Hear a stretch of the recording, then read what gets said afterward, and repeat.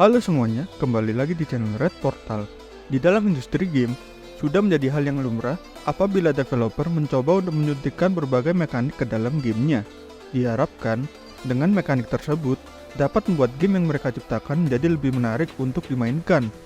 Namun tak jarang pula, mekanik yang mereka suntikan berujung menjadi mekanik yang cukup unik dan tidak mudah ditemukan di game lain. Mekanik-mekanik unik ini membuat game ciptaan para developer itu memiliki keunikan tersendiri dibandingkan game-game sejenis. Walaupun unik, bukan berarti mekanik tersebut menjadi tidak penting. Bahkan, banyak gamer yang tertarik mencoba untuk bermain game di dalam video kali ini hanya karena ingin mencicipi mekanik unik tersebut. Namun tak sedikit pula, mekanik unik ini hanya berakhir menjadi sebuah gimmick dan hanya sekedar strategi pemasaran bagi game tersebut. Memangnya mekanik seperti apa sih yang membuat game-game ini menjadi unik? Kita akan membahas 7 game dengan mekanik terunik. Sebelum video dimulai, jangan lupa untuk like, share, subscribe, dan nyalakan lonceng untuk melihat konten-konten video game berikutnya ya.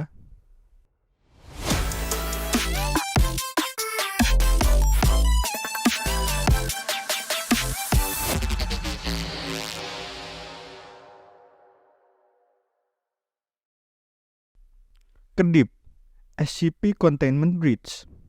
Saat kalian sedang keramas di kamar mandi, apakah kalian dengan sengaja mencoba untuk membuka mata kalian walaupun rasa perih karena takut ada hantu di sudut kamar mandi? Mekanik itulah yang coba diterapkan di dalam game ini. Dalam game SCP Containment Breach, mekanik blink adalah fitur yang sangat penting dan menarik.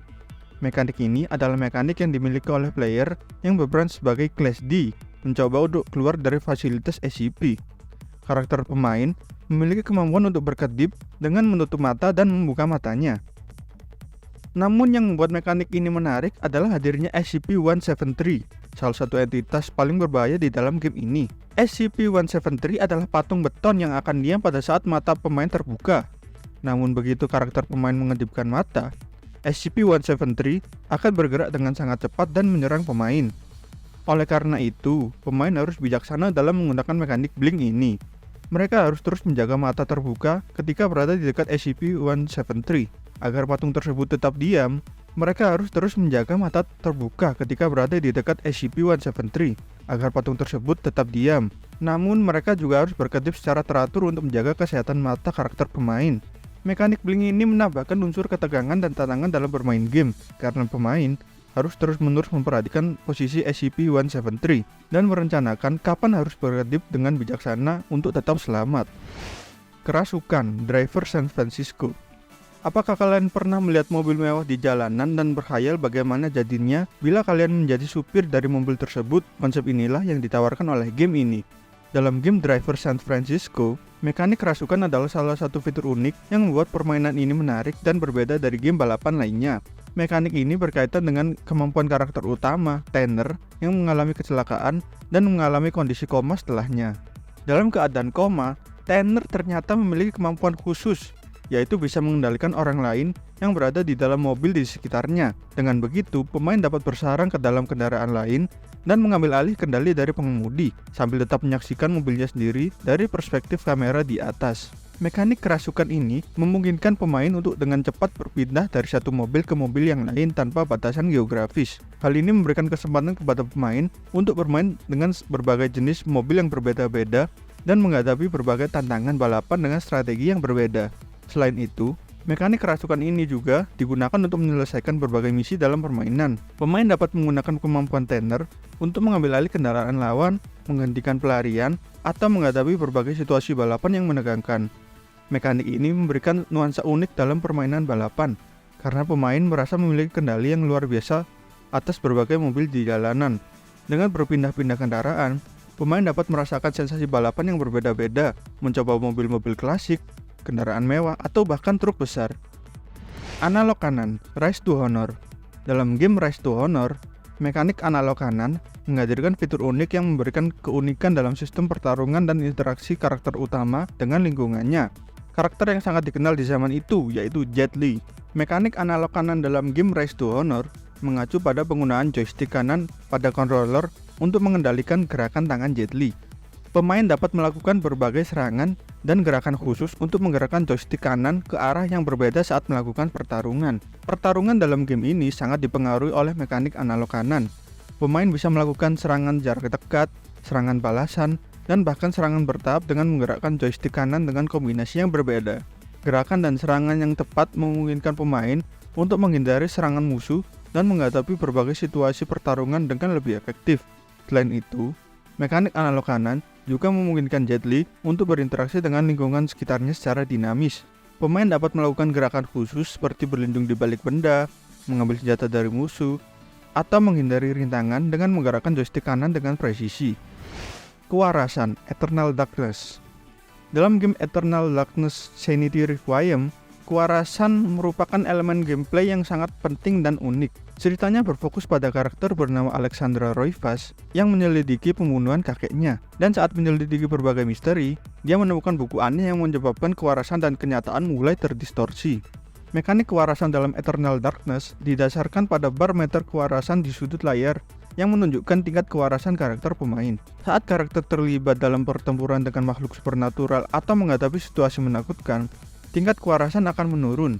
Jika tingkat kewarasan mencapai titik rendah, maka karakter pemain akan mengalami krisis kewarasan.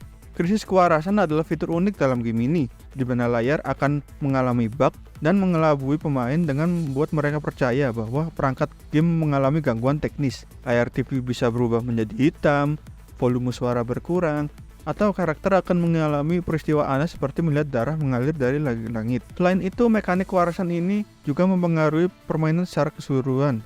Semakin tinggi tingkat kewarasan, semakin sulit bagi karakter pemain untuk melawan musuh dan efektivitas senjata mereka berkurang. Di sisi lain, jika tingkat kewarasan dipulihkan, karakter akan kembali normal dan mampu berinteraksi dengan lingkungan serta musuh secara lebih efektif.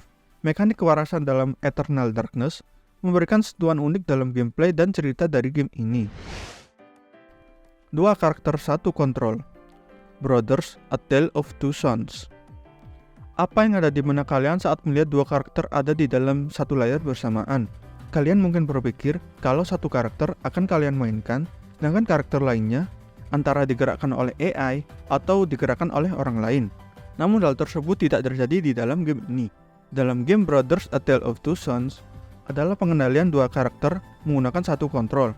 Game ini dirilis pada tahun 2013 oleh Starbreeze Studios dan dikembangkan oleh Joseph Fares yang telah memenangkan GOTY 2022 dengan game It Takes Two-nya.